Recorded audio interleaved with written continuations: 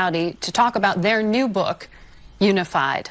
Congressman Gowdy, I've got to be honest, a lot of people in Washington, when they hear that you are issuing a call for unity, will say he's been associated with two of the most, divisive, politically heated probes in Washington. The probe into what happened in Benghazi and the most recent House intelligence probe into Russian election meddling. How do you reconcile those things? I hear about the divisiveness. I just don't hear about it from my colleagues. I hear about it a lot from people in your line of work, how divisive I am, and yet I don't have a fractured relationship with a single solitary Democrat that serves in the House. So conflict sells. It is much more commercially appealable to refer to something as hyper-partisan or deeply divisive.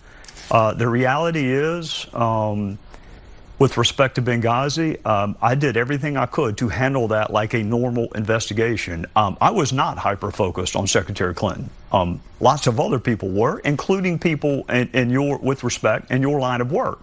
It's not interesting enough to simply find out how our folks were rescued from the annex. If it didn't involve her, folks weren't interested in it. So out of 100 witnesses, one was named Clinton, and out of all the hearings we had, 0 were about her email. But yet, that's the narrative that's imprinted. And it's one reason I can't wait to be out of politics, frankly, where the jury is a little more open-minded. They haven't made up their minds yet.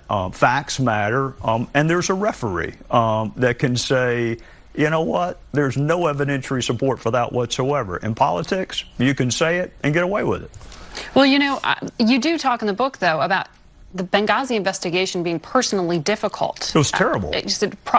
You actually, Senator, described it as probably the loneliest extended session of his life. Let me just weigh in here very quickly. Whether it's Russia or the Benghazi investigation, the one thing that Trey tried to do in both situations was go after the truth, not after Hillary Clinton, and Republicans were unhappy with that.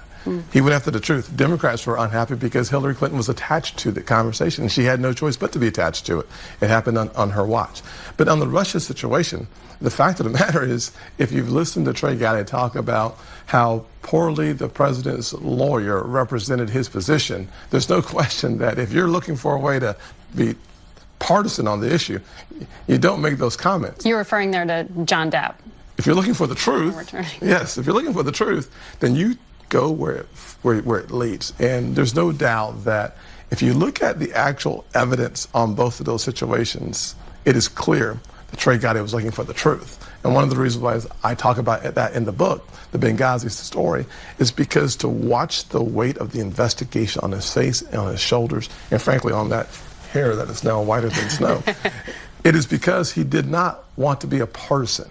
His objective was to be a prosecutor looking for the truth and then present the evidence to the American people and let that jury decide. In reading this book,